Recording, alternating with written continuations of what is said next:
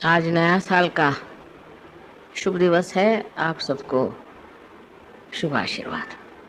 हर साल नया साल आता और आते ही रहता है, लेकिन नया साल बनाने की जो भावना थी उसको लोग समझ नहीं पाते। सिवाय इसके कि नए साल के दिन नए कपड़े पहनेंगे, खुशी मनाएंगे, कोई ऐसी बात नहीं सोचते कि ये नया साल आ रहा है, इसमें हमें कौन सी नई बात करनी। जैसा डर्रा चल रहा है वही चल रहा है, और उसी डर्रे के सहारे हर साल नया साल सबको मुबारक। सहयोग में हम लोग जब इतने सामूहिक हैं, ये सोचना चाहिए कि अब कौन सी नई बात सहयोग में करें। ध्यान में आप लोग काफ़ी गहरे उतर गए। ध्यान आप समझते हैं और एक आपने स्थिति भी अपनी प्रस्थापित कर ली, बट नए साल में कौन सी नई बात करनी चाहिए, इस ओर हमारा ध्यान जाना ज़रूरी है।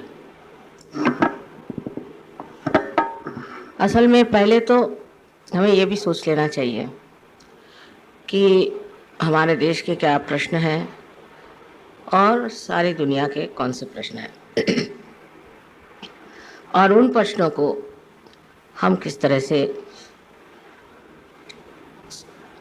नतीजे पर ला सकते हैं। उसके लिए मैं सोचती हूँ कि जिन सहयोगों का जहाँ इंटरेस्ट हो उसे वो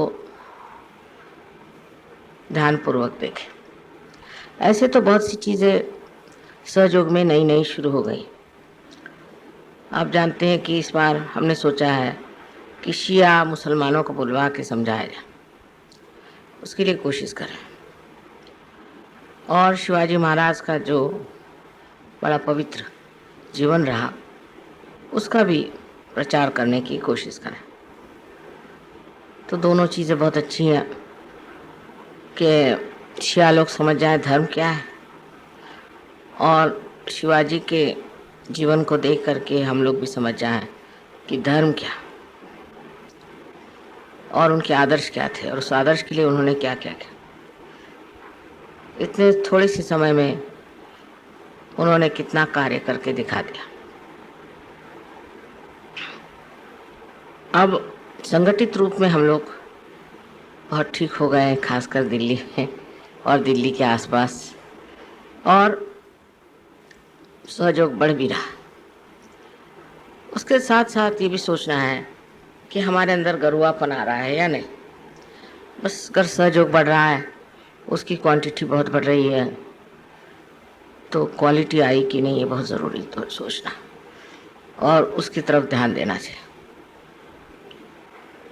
इसके और मैं ये कहूँगी कि ध्यान धारणा आदि के जो कुछ भी आपके ग्रुप्स चल रहे हैं उधर थोड़ा आप लोग मद्देनज़र करें, जाके देखें क्या चल, और अपनी तादाद बढ़ाने के लिए आसपास के जो गांव हैं या इस पे जो आपने कार्य किया है, इसी प्रकार और भी आप आगे बढ़ सकें। लेकिन इस नए साल में आपको ये ख्याल करना चाहिए कि हम लोगों ने जैसे कि बहुत से प्रोजेक्ट्स निकाले जिससे हम लोगों के पास से फ्लैट्स आ गए, घर आ गए, और आश्रम भी बन रहा है, ये भी अच्छी बात है। लेकिन उस आश्रम में हम लोग क्या करने वाले हैं, क्या क्या चीज़ें हम उसको बढ़ा सकते हैं, उसमें कौन सी चीज़ें हम छाप सकते हैं जिससे कि हमारे बारे में लोग जाने। एक चीज़ मैं सोचती हूँ कि ये बहुत साल पहले हमने सोचा था कि एक न्यूज़पेपर ज़रूर सहयोग का चलना चाहिए। तो बम्बई में एक सहयोग का न्यूज़पेपर चल पड़ा उन्होंने कुछ ऐसी गलतियां कर दी कि वो बंद करना पड़ा। लेकिन अब इतने तादाद में लोग हैं तो हम, जैसे आपका न्यूज़ लेटर आता है वहाँ से उसको ट्रांसलेट करते हैं, तो उसमें ज़्यादातर बाहर के बारे में आता है। इसी के तरह हिंदुस्तान के बारे में भी आप खबर लोगों को दे सकते हैं और कार्य कर सकते हैं। अब मैं सोचती हूँ 3 पैमानों पर खास ध्यान देना, जिसका कि जागतिक प्रश्न आज है। उन तीनों चीज़ों पे आप अगर ध्यान दें तो पहली चीज़ मेरे समझ में आती है वो है शांति, कि हम अपने अंदर शांति प्रस्थापित करें और बाहर जो अशांति है उसका कारण ढूंढ के निकालें। वो क्यों अशांति है, किस वजह से सारे देश में गड़बड़ या दूसरे देशों में गड़बड़ है, इसकी जड़ें पहले पता लगानी चाहिए और उसमें हम किस तरह से कार्यान्वित हो सकते हैं। अब जैसे कि चेचिनिया का प्रश्न है, तो हमने रशियन से बात करी तो उनकी बात, वो कहते हैं कि हमारी तो कोई छापता ही नहीं, सब वन साइडेड मामला चल रहा है। तो उन्होंने जो बताया कि चेचिनिया में जो गड़बड़ है वो ये है कि हम अगर साम्राज्यवादी हैं और हम अगर डेमोक्रेटिक कंट्री है तो इसमें दोनों में बड़ा फ़र्क है। डेमोक्रेटिक कंट्री में आप लोकशाही में, जो लोकशाही है उसमें आप किसी भी एक धर्म के ऊपर राज्य नहीं कर सकते, और वो धर्म की जो अपना अकेलापन लिए हुए एक्सक्लूसिव रिलीजन, जैसे ये तीनों धर्म जो हैं, बुद्ध का भी वही हाल है, बुद्ध भी वही और महावीर भी वही। तो ये और ये जो 3 धर्म हैं जो कि 5 इंजिल से आए, जिनको हम कह सकते हैं कि यहूदी, जूस, क्रिश्चियंस और मुसलमान, जो एक एक किताब को सिर्फ मानते हैं और एक ही इनकारनेशन को मानते हैं और इसलिए वो एक्सक्लूसिव है, लेकिन वास्तविक में एक्सक्लूसिव नहीं। अब ये पॉइंट उनको लिखना चाहिए। वो क्या है कि ये सब धर्मों में समझ लीजिए, आप अगर मोसेस की बात लिखें तो उन्होंने इब्राहिम के बारे में कहा, फिर ईसा मसीह आए, उन्होंने मोसेस, इब्राहिम सबके बारे में कहा, फिर जब मोहम्मद साहब आए इन्होंने तो सब तीनों के बारे में, यहाँ तक कि ईसा मसीह के माँ के बारे में लिखा। तो ये धर्म जो है एक्सक्लूसिव नहीं है, ये बनाए गए, इसीलिए झगड़ा होता है। और अगर उनसे अगर कोई कहे कि कोई विश्व धर्म बनाए तो इस बात को बिल्कुल नहीं पसंद करते, क्योंकि फिर वो लड़ेंगे कैसे। तो लड़ने की उनकी जो अभी इच्छा है, प्रवृत्ति है, उसे वो कैसे समाधान दे सकते हैं। इसलिए वो इस चीज़ को मानने को तैयार नहीं कि धर्म है उनका जो है एक्सक्लूसिव।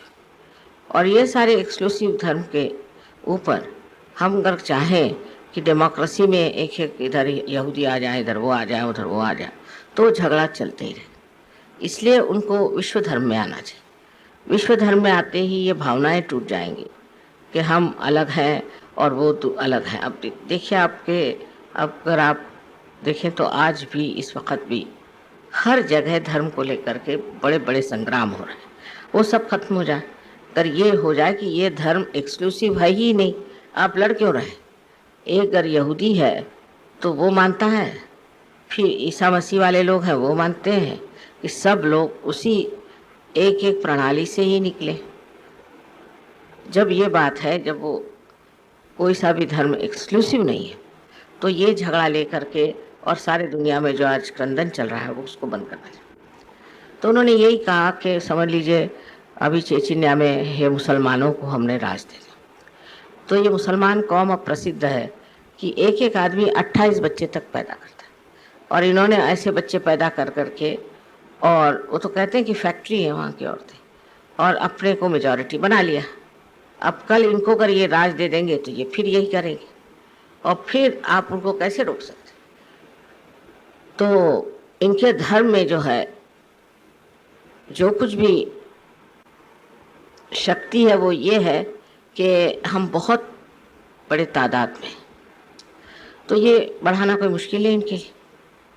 और इस तरह से ये अगर बढ़ गए तो ये तो सारे रशिया को खा जाएंगे।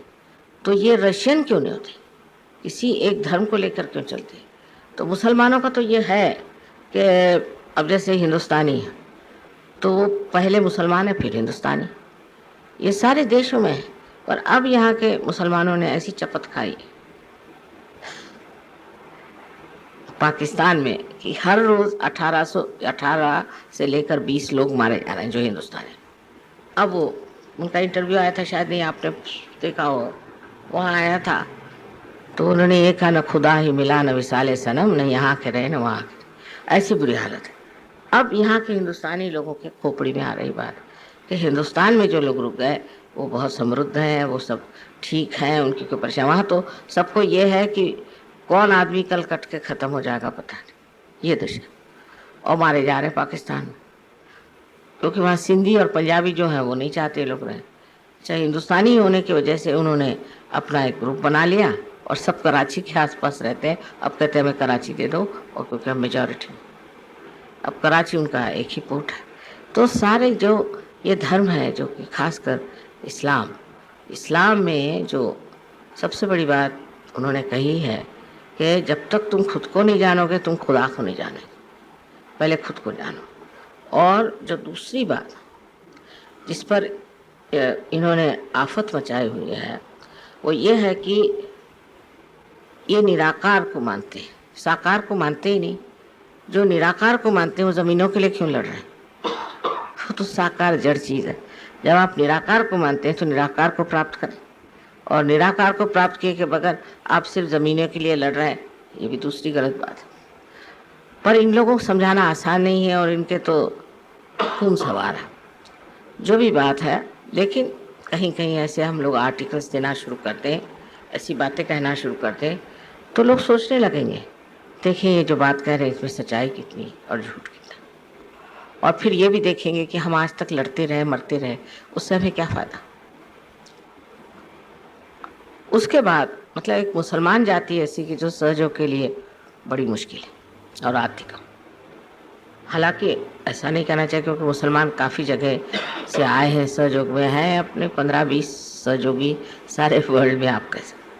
लेकिन इस बार मेरा जब भाषण वहाँ हुआ रेडियो पर तो मैंने उनसे साफ साफ कह दी सारी बात, और जब मैंने सारी साफ बातें करी तो किसी ने कुछ मुझसे वो नहीं करी, क्योंकि वो लोग सब टेलीफोन से बात कर रहे थे।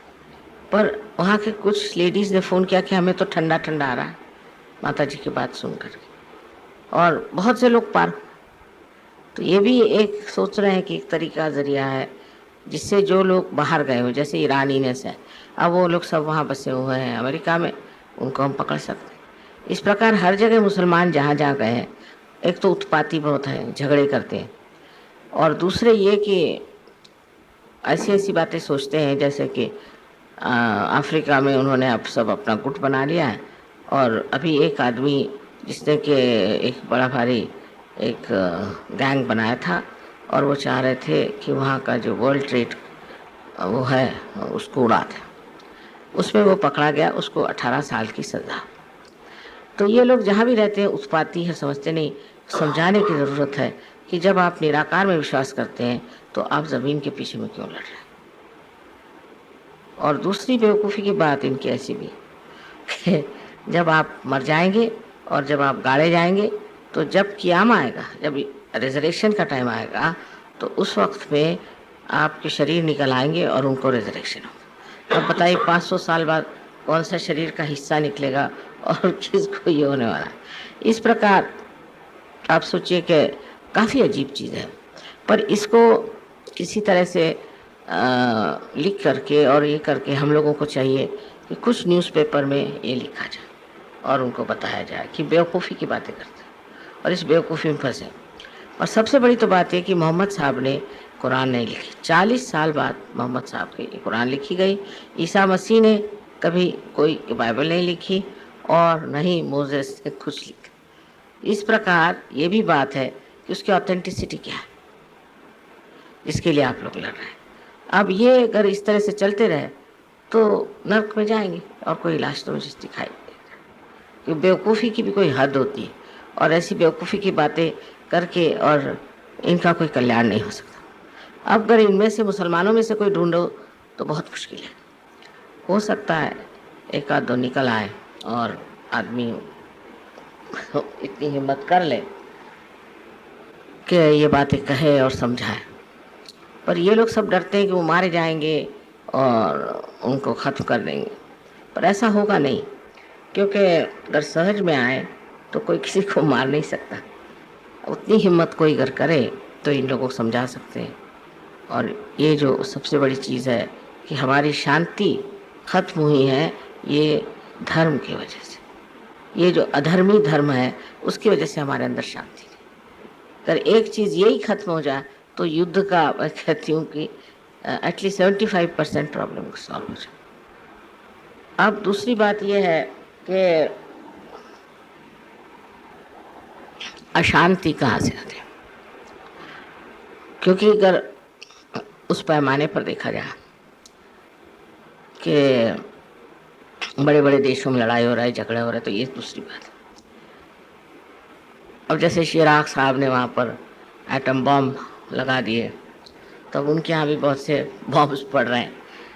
लेकिन अगर आप व्यक्तिगत देखें, इंडिविजुअली देखें, तो इंडिविजुअल में जो अशांति वो कहाँ से आती है, किस वजह से मनुष्य अशांत हो जाता है। अब उसकी जड़ें अनेक, आप कहेंगे जेलसीज हैं, एम्बिशंस हैं, ये है वो है, और राइट साइडेड आदमी हो तो अशांत रहेगा। लेफ्ट भी रह सकता है, क्योंकि लेफ्ट दुखी बन के रहेगा और राइट जो है वो अपने को सुखी समझ के रहेगा, पर है तो दोनों में ही अशांति। उसके लिए उनकी अशांति को हमें ठीक करना है। अब मैंने मेरी किताब में आपने पढ़ा होगा कि मैंने उसमें जीन्स के बारे में लिखा है। सहज में आने से जीन्स ठीक हो जाते, और जब जीन्स ठीक हो जाएंगे तो इंसान अपने आप शांत हो जाए, कहने की कोई ज़रूरत नहीं, और उसकी सारी ही तबीयत बदल जाए।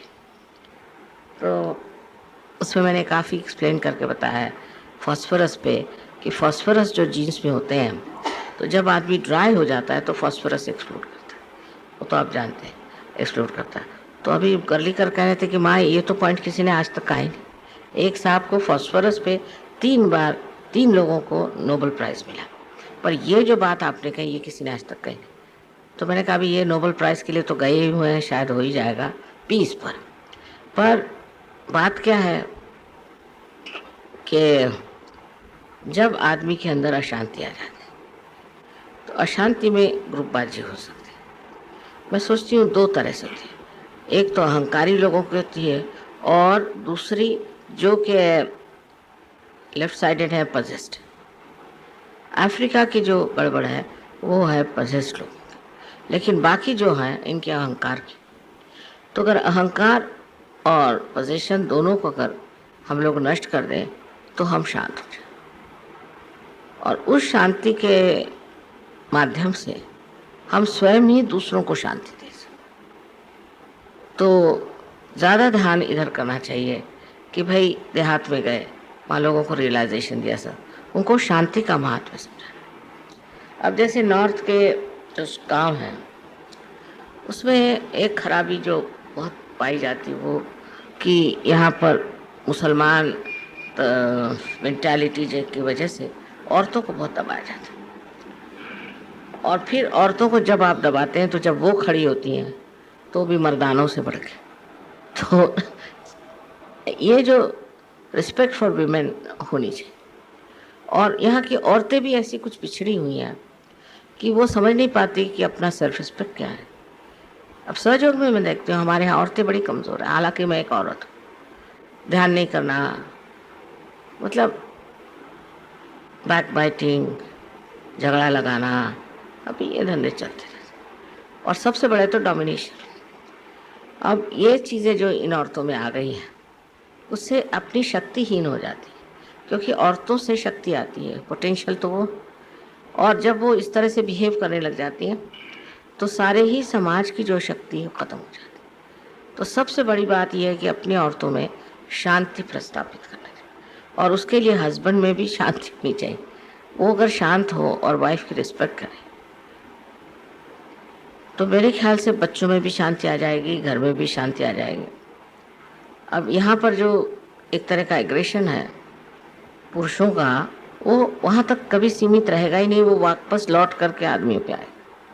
तो जो कंपेनियनशिप होती है, जो आपस में प्यार से बात करना, आपस में अच्छे से बात करना, सबके सामने किस तरह से बिहेव करना चाहिए, और वैसे भी इस चीज़ पे हम लोगों को ध्यान देना चाहिए। जैसे बहुत से लोगों को मैंने देखा है कि उनकी बीवियाँ किस काम की नहीं, सर्च के लिए खोपड़ी बिठा दें, खोपड़ी पे बैठ जाएंगे।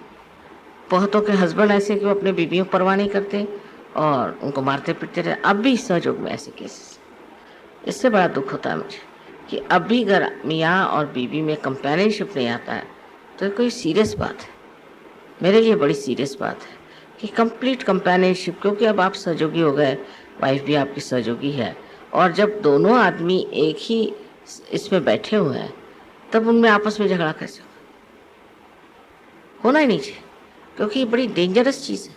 जब आप सहयोग में आए हैं और आपस में लड़ रहे हैं तो सबसे तो बड़े कि आपसे डेटी सब नाराज हो जाए, और किस आफत में फंसेंगे वो कह रहे। ये बड़े ध्यान देने की बात है।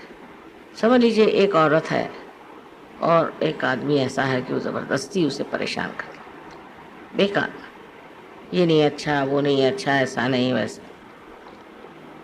तो एक दिन ऐसा आ जाएगा कि उस आदमी की सारी डेटीज उससे नाराज हो जाए। लक्ष्मी का प्रॉब्लम, लक्ष्मी का नहीं हुआ तो हार्ट का प्रॉब्लम। सबसे तो बढ़ के लेफ्ट नाभि जब पकड़ जाती है तो और तरह की बीमारियां हो सकती।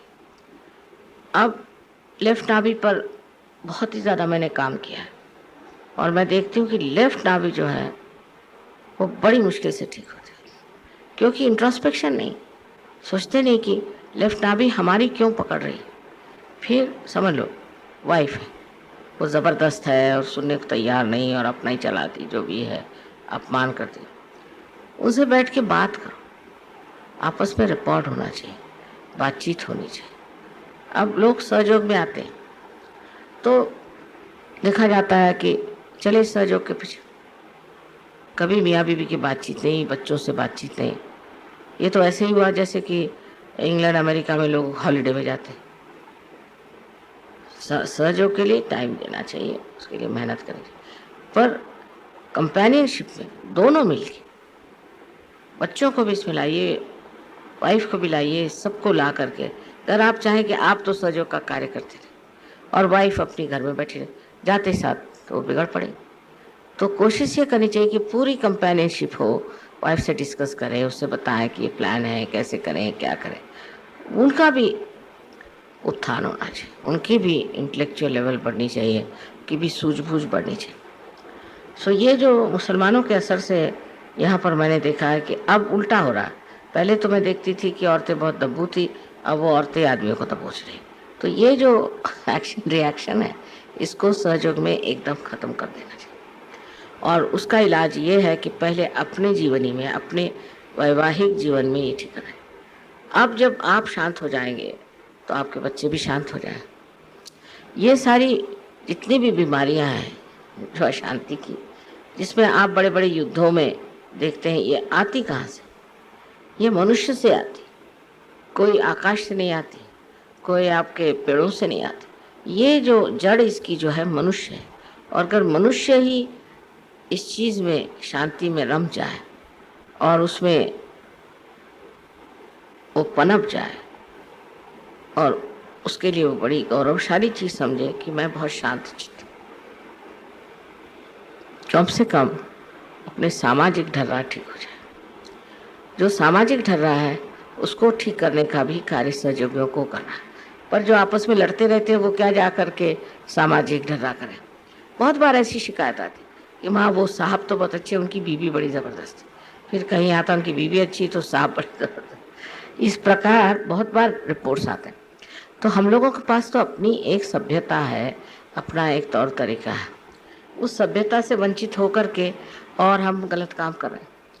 क्योंकि अपने यहाँ कम से कम जैसे हम महाराष्ट्र में देखते हैं, बीवी की बहुत इज्जत करते हैं और बीवी भी हस्बैंड की बहुत इज्जत करते हैं। एक सभ्यता है और उसमें ऐसा नहीं चलता कि हस्बैंड वाइफ को सोचता है कि वो कोई और चीज़ है या उसका दर्जा उससे कम है। ये बहुत बार मैंने समझाया कि रथ के दो पहिए होते हैं, एक अगर छोटा बड़ा हो जाए तो ठीक नहीं, दोनों की सिमिलैरिटी नहीं होती। उनकी ये कहना चाहिए कि उनकी हाइट एक होती, बनावट एक होती, सब होती, पर दोनों अगर राइट का लेफ्ट में लगा और लेफ्ट का राइट में लगा तो लगेगा ही नहीं। तो दोनों में जो है अपनी अपनी विशेषता। जैसे एक औरत है, औरत की अपनी कमज़ोरियाँ कहने से उसकी एक अपनी तबीयत होती है। आदमियों की अपनी तबीयत होती है, घड़ी लगाए रहते हैं, घड़ी चलती रहती आदमियों की। तो मैं तो बहुत आदमियों से तुम घड़ी उतार दो पहले।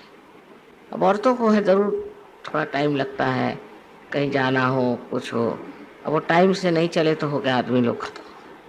इस प्रकार छोटी छोटी चीज़, यानी वो बड़ी छोटी चीज़, इस पे ही सारा झगड़ा शुरू हो जाता है। और मुझे ये लगता है कि कुछ आदमी सोचते हैं वो इंचार्ज है सब चीज़ के, अब टाइम से पहुंचना नहीं हुआ, टाइम से तो कोई ऐसी आफत नहीं आने वाली। धीरे धीरे अपने माइंड को ऐसा ट्रेन करें कि जिससे आप रिएक्ट न करें। हर समय माइंड को ऐसी दशा में रखना चाहिए कि रिएक्ट न करें, सिर्फ उसको देखते मात्र। धीरे धीरे आपको आश्चर्य होगा कि आप भी ठीक हो जाएंगे, आपकी बीवी भी ठीक हो जाए। और दोनों को ये चीज़ प्रैक्टिस करें कि दोनों जो है इसको विटनेस की तरह से। तो ये जान लेना चाहिए कि औरत चीज़ अलग है, आदमी अलग चीज़ है, और उनके ज़रिए अलग है, उनके तरीके अलग हैं। हालांकि दोनों की समझ लीजिए सिमिलैरिटी यही है कि दोनों इंसान हैं। अब इस पर थोड़ा सा आप लोगों को खोज करना चाहिए कि सहयोग में इस प्रकार के प्रॉब्लम्स क्यों आते हैं। जैसे एक लड़की लखनऊ की आई थी यहाँ पर शादी होकर, उसके 2500 प्रॉब्लम खड़े हो। उस लड़की उससे बातचीत करना चाहिए, उससे पूछना चाहिए क्या बात है क्या नहीं। सहयोग किसी को तोड़ने के लिए नहीं, सबको जोड़ने के लिए। तो कोई जैसे चीज़ टूटती है तो उसके पीछे क्या कारण है, कैसा है, इस तरफ आप लोगों को देखना चाहिए और उसको जोड़ना चाहिए। अब जब ये जोड़ना शुरू हो गया तो ये भी सोचना चाहिए कि अब दिल्ली वाले तो वो मुंबई वालों से एकदम जुड़ जाए, वैसा नहीं होता। नहीं, दिल्ली में पूजा होनी चाहिए। क्यों सा अगर बम्बई में हुई तो भी दिल्ली में ही हो रहे। जब आप अपने दिल को बड़ा करके देखिए तो आप तो सारा विश्व है। कहीं भी पूजा हो रही तो भी वो आप ही के लिए हो रहे। बहुत ये है कि हमारे दिल्ली में होना चाहिए, आप यहाँ ज़रूर आइए। अब इसी सिलसिले में मैं यहाँ वहाँ भटकती रहती हूँ। कोई स्वाभाविक कहेंगे मुरादाबाद ज़रूर आइए, फिर कहेंगे कोई आप और फलानी जगह ज़रूर आए। इसे कितने इस उम्र में हम कितने सफ़र करते हैं, इसीलिए कि लोग ये ना सोचें कि हमने किसी को और को फेवर कर दिया और किसी को। तब फिर मैंने अब जैसे सोचा कि मैं यूरोपियन टूर्स में नहीं जाऊँगा, यूरोप में जाऊँगी नहीं। तब यूरोपियंस हम जहाँ जाते वहाँ आते रहते। वो रोमानिया गए वहाँ पहुँचे हुए हैं, और हम रशिया गए वहाँ पहुँचे हुए, सारे वहाँ पहुँच जाते। क्योंकि अब माँ से मुलाकात कहाँ होगी, माँ तो आने नहीं है हमारे देश में। तो जो वो खर्चा हमारे आने का करते थे वगैरह, उसी से वो लोग सब इस तरह से अब सब दूर घूम गए। अब देखिए सहयोग में आप सबका नाम सबको मालूम, ये कौन है वो कौन है, रिश्तेदारी कितनी बड़ी, बहुत बड़ी रिश्तेदारी दुनिया भर में। और जब आप घूमने लगेंगे इस तरह से, जैसे अब हम कह रहे हैं कि अच्छा हम दिल्ली कभी नहीं आएंगे और हम अब नागपुर आएंगे, समझे, तो सारे नागपुर आएंगे, है कि नहीं बात। तो इस तरह से ये डिटैचमेंट होना चाहिए। तो मैं देखती हूँ कि माँ आप यहाँ आइए, आप वहाँ आए, कोई सोचता ही नहीं कि इस उम्र में हम इतनी मेहनत कर रहे हैं, इतने हमें चलना फिरना पड़ता है। और ज़रा सा इस तरह से अगर आप हर समय ये इधर खींच रहा है, उधर खींच रहा है, उधर खींच रहा है, तो कैसे हो सकता। तो इस पर भी थोड़ा सब लोगों को समझाना चाहिए कि माँ को जितना कार्य करना चाहिए तो उतना माँ ने कर लिया, और अब वो उनकी जो मर्जी होगी वो होना चाहिए। हम लोग उन पर कोई चीज़ नहीं लगा, वो कहेंगे तो पूजा करेंगे, वो खुद कहें मान जाए तो है, नहीं तो नहीं। उन पर ज़बरदस्ती किस तरह की नहीं करेंगे। इससे एक हो जाएगा कि हमारी हेल्थ थोड़ी बच जाएगी। अगर और थोड़ा कार्य करने का है, उसके लिए मैं नहीं चाहती कि मेरी खींचातानी हो। अब जो भी आपको प्रोजेक्ट करना आप लोग उसे करिए, व्यवस्थित रूप से उसे सोच लें और वो बोझा मेरे सर पे मटा लें। छोटी छोटी चीज़ों के लिए, अब कोई बीमार है तो फ़ोन कर देंगे फलाने बीमार, अरे भाई तुम लोग सब सजोगे, तुमने पावर्स दे दिए, मुझे क्या परेशान करेंगे, आप लोग करिए, अब आपकी जिम्मेदारी। मैं तो सोचती हूँ मेरे बच्चे बहुत बड़े बड़े हो गए हैं, बहुत रिस्पॉन्सिबल हो गए हैं और सब कुछ समझते हैं, और ये दिलासा आपको देना चाहिए कि माँ आपको परेशान होने दो, हम लोग ठीक कर लेंगे, हम इस चीज़ को ठीक कर लेंगे, उस चीज़ को ठीक कर लेंगे। इस तरह से जब शुरू हो जाएगा तब मुझे इत्मीनान हो जाएगा कि ऐसी कोई बात नहीं। अभी तो हालांकि ऐसी हालत है कि यहाँ से चिट्ठियों पे चिट्ठी, किसी का कुछ किसी का कुछ, लेकिन उनसे कहना चाहिए कि भाई आपको चिट्ठी भेजना तो सेंटर्स में भेजो, आप क्यों माँ को परेशान करें। अब ये देखना चाहिए कि कितने लोगों ने सहयोग के, कितने लोगों के प्रॉब्लम सॉल्व कर, हमारे जैसे हम ही सॉल्व करें उसका ये प्रॉब्लम। अब जब ये बात आ जाती तब पहले तो आपको सहयोग पूरी तरह से मालूम होना चाहिए और आप शुद्ध अंतःकरण से करें, दोनों चीज़ बहुत ज़रूरी है। क्योंकि अगर आप बहुत से लोगों को देखा, हाँ लाओ तुम, मैं ये तुमको ठीक करता हूँ, तो उसके ऐसा दम निकाल देते हैं कि वो आदमी कहता बाबा सहयोग से छुट्टी करो। तो ऐसा करिए कि एक कमेटी बनाए और उस कमेटी के थ्रू सॉल्यूशंस होने चाहिए। और जैसे इनको ये है, अब कहीं गए तो उन्हें बता साहब ये इनका ये प्रॉब्लम है, उनका ये प्रॉब्लम है। अब मेरे ख्याल से ये दशा से आप लोग पूरी तरह से परिचित हैं, आप जानते हैं क्या करना चाहिए हर एक चीज़ के बारे में। और अगर बन पड़ा तो मैं एक किताब इस पर भी लिखना चाहती हूँ कि किसी को कोई प्रॉब्लम हो तो उसको कैसे सॉल्यूशन देना है। पर आप लोग खुद ही इसको लिख सकते हैं, आप खुद ही इसको बता सकते हैं। अब उससे क्या हो जाएगा कि जो ये बोझा जो मेरे ऊपर है ये आप लोगों पे आ जाएगा और उससे आप पनपेंगे, उससे आप बढ़ेंगे। और ये नया साल जिस दिन आप सोच रहे हैं अगले नए साल और कोई नई चीज़, इसके लिए मैं आपसे सबसे पहले कह रही हूँ, बाद में मैं प्रदेश में कहूँगी, इसलिए कह रही हूँ कि आप में जो धर्म है, में जो एडवांटेज है, जो सभ्यता आपके अंदर है, उसके बूते पर आप बहुत ज़्यादा कुछ कर सकते हैं। फॉरेन में भी लोग आपको बहुत मानते हैं, कहते हैं कि अगर कोई इंडियंस मिल जाए तो नथिंग लाइक इट।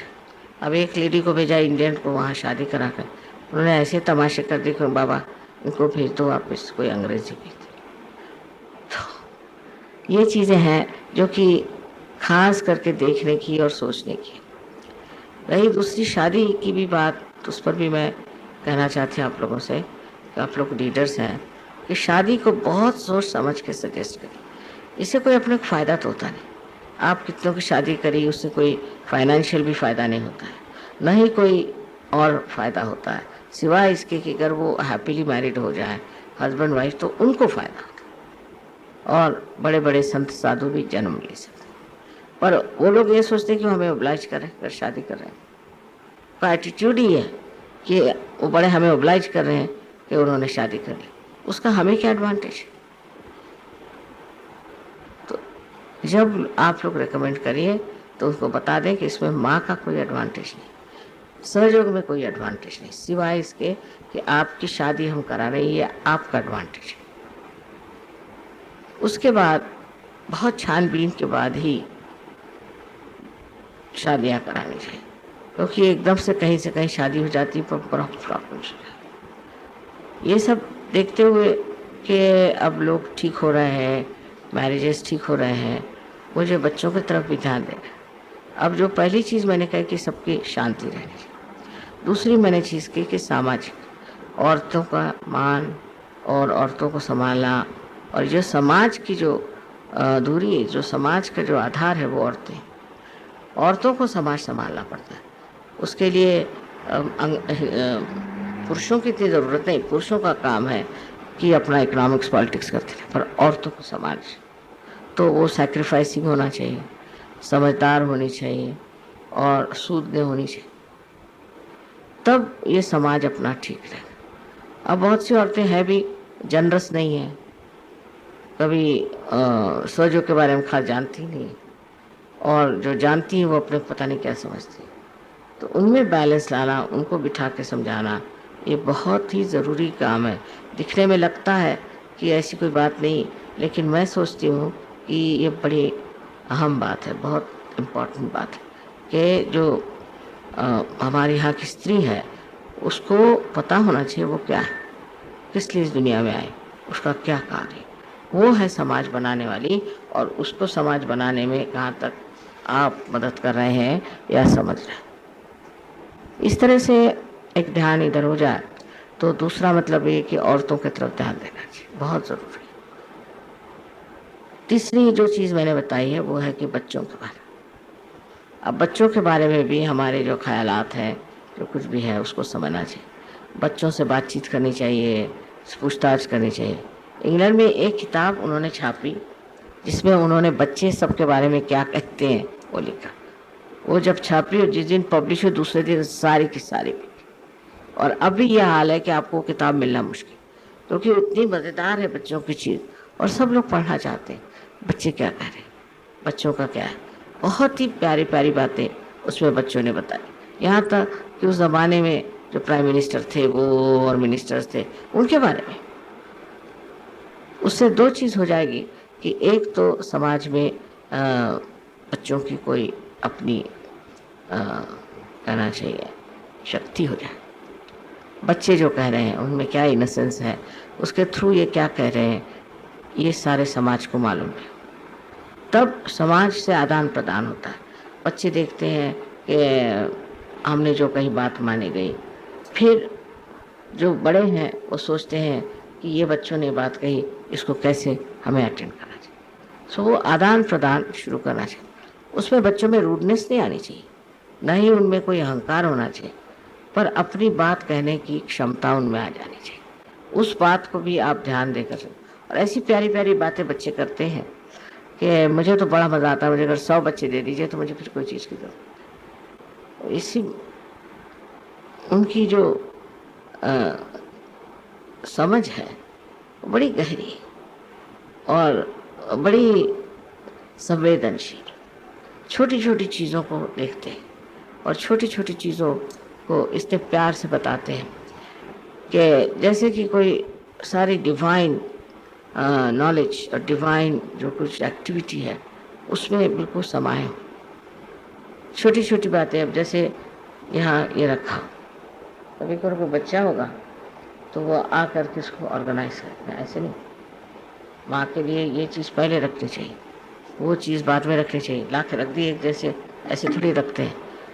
वो लोग वाइब्रेशन से सारी बात करते हैं। मैं देखा अधिकतर बच्चे वाइब्रेशंस में बात करते, और फिर वो बड़ों को भी बहुत ठीक करते हैं। कहीं कहीं से एक साहब आए तो वो बैठ गए, बैठते बैठते ऐसे हाथ कर दिए, तो 2 बच्चों ने उनके कहा कि ये आप ऐसे पीछे हाथ कर टेप करके बैठे, आप सीधे बैठिए इस तरह से। तो वो ज़रा नाराज़ हो गए, तुमसे क्या मतलब, पहले ऐसे मत बैठे।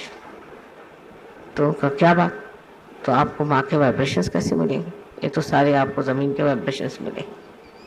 तो हैरान हो गए कि ये बच्चों, अच्छे आपको छोटे छोटे 3-4 साल के बच्चे, ऐसे अनेक चीज़ें उनकी हैं जो मुझे मालूम है। और मुझे बड़ा मज़ा आता है जिस तरह से बच्चे बहुत सारी बातें कह डालते हैं और समझाते हैं, और मेरा भी बड़ा ख्याल रखते हैं। तो बच्चों से सीखना। तो तीसरा यह है कि बच्चों से सीखना, बच्चों से रिकॉर्ड रखना, उनसे बात करना। फिर जब बड़े हो जाते हैं तब वो हम ही जैसे हो जाते हैं, लेकिन जो संवेदनशीलता है वो बचपन में होती है। तो उनसे बैठकर बातें करना, उनसे पूछना किसी भी चीज़ के बारे में कुछ, ये बड़ी आह्लाददायिनी चीज़ है, और इस आह्लाद को सबको प्राप्त करना चाहिए।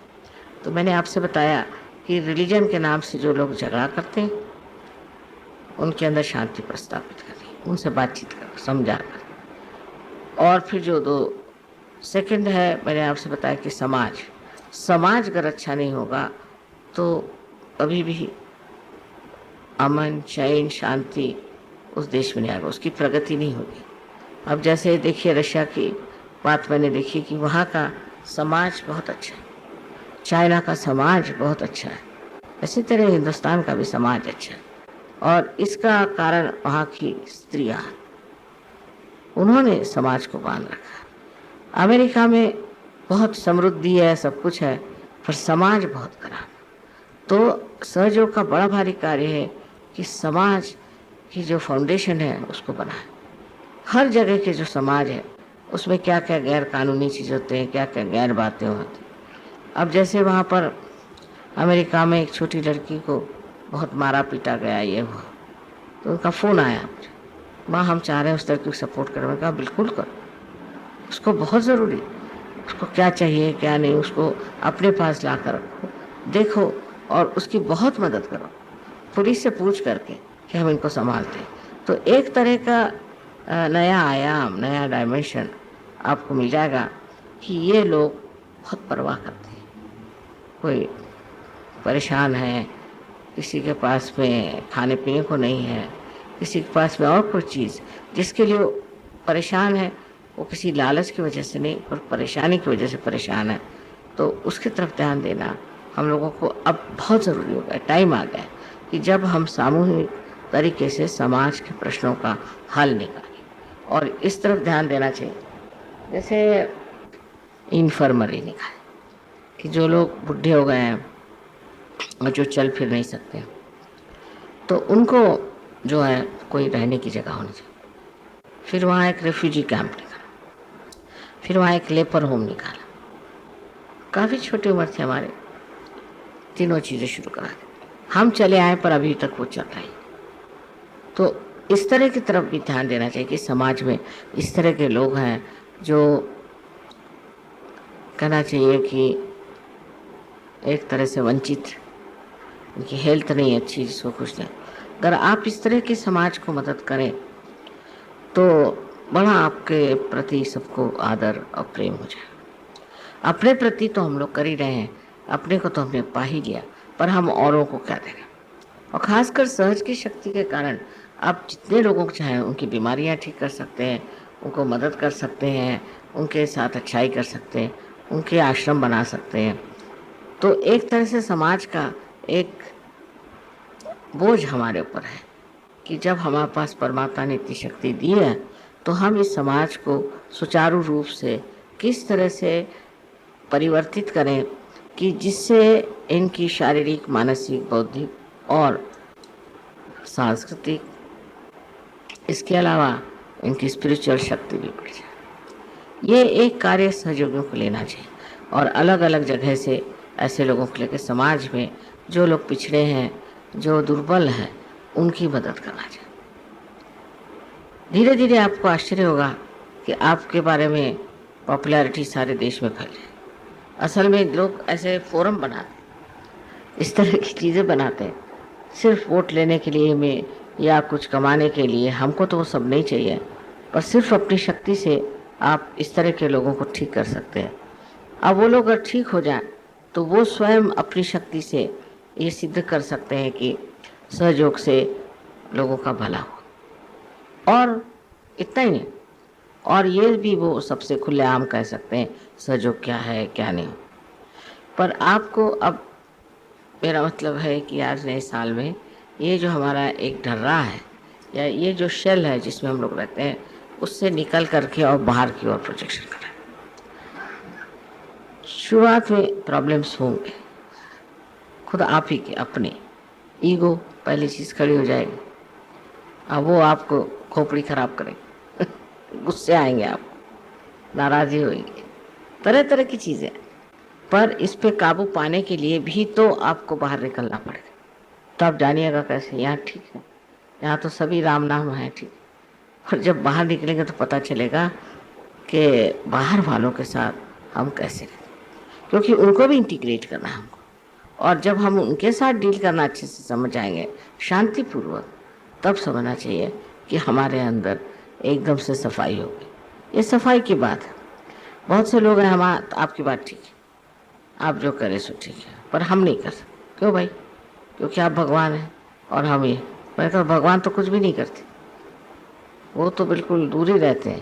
तो अगर हम भगवान हैं और हम कर रहे हैं, इसका मतलब ये है कि आप भी अपनी जो स्थिति है, जो आपने इतनी ऊंची स्थिति पाई हुई है, उसको आप इस तरह से बनाइए कि उसकी उपादेयता हो।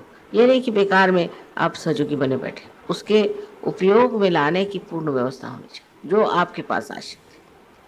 और उसके जब आप अपने और ध्यान देंगे तो आप देखेंगे कि आपका घर, आपका समाज और आपका देश, सभी जगह एक तरह का नया स्वरूप आ जाए। अभी भी सहयोगी देखिए तो हैं बड़े अच्छे, उनके मुंह पर तेज है, आंखें चमक रही हैं, वाइब्रेशंस आ रहे हैं, ये तो कोई भी रियलाइज सोल के हो सकता है। पर आप में एक और चीज़ है, इसकी उपादेयता, इसका यूज़ आप दूसरों पर कर सकते, सामूहिकता। और जब वो चीज़ शुरू हो जाएगी सामूहिकता में, जब आपका आप अग्रसर होंगे, मूवमेंट होगी आपकी, तो आपको आश्चर्य होगा कि ये जो आपकी पावर्स हैं जो हैं, ये न तो आप सबको उससे ठीक कर सकते हैं और आप उनको दे भी सकते हैं। पर ये आज तक हम लोग ने, जैसे है ना कि सब लोग एक्सक्लूसिव बहुत है इस मामले, सहयोग माने सहयोग, और किसी से काय को बात करें।